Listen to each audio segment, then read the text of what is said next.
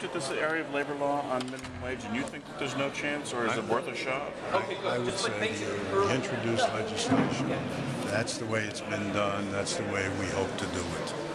Would you consider it? I mean, if you hope to do it, again, the answer we keep getting is that this is the way it's always been done, but if this is another option for 1 million people, is it something you're going to be considering? It's not up to me to consider it. I don't control the labor board or, whoever this gives authority to. The only option I have is to introduce a bill, to have the Assembly pass it. We've done that.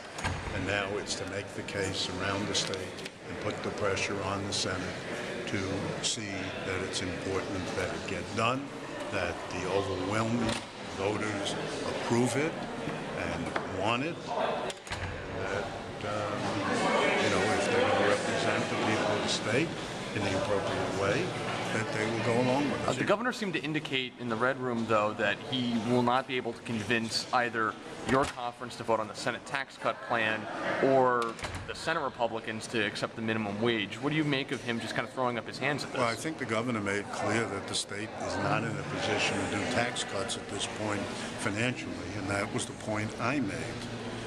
That at this point we are not in a position to build in tax cuts that next year will require us to cut health care and education in order to pay for those things this year. So that sounds like you're pretty much ruling out the Senate's tax cut package. I do not think we can afford it this year. Do you agree with the governor's take that this is a minimum wage, a deeper and broader political divide than on payment of same-sex marriage?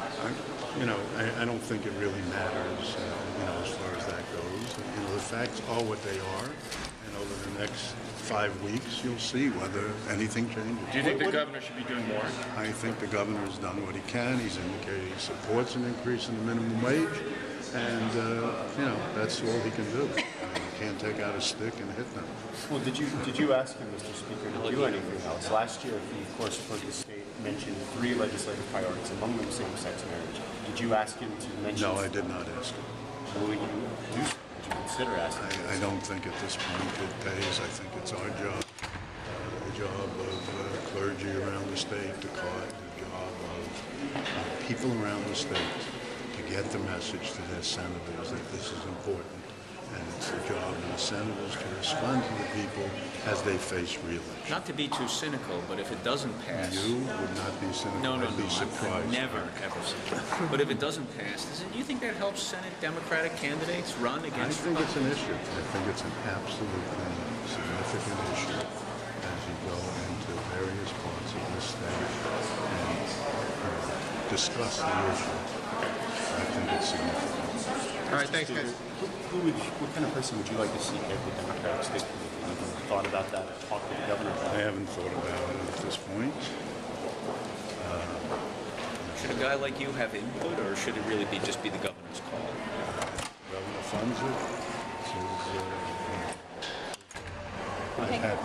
I've had the responsibility for it for many years.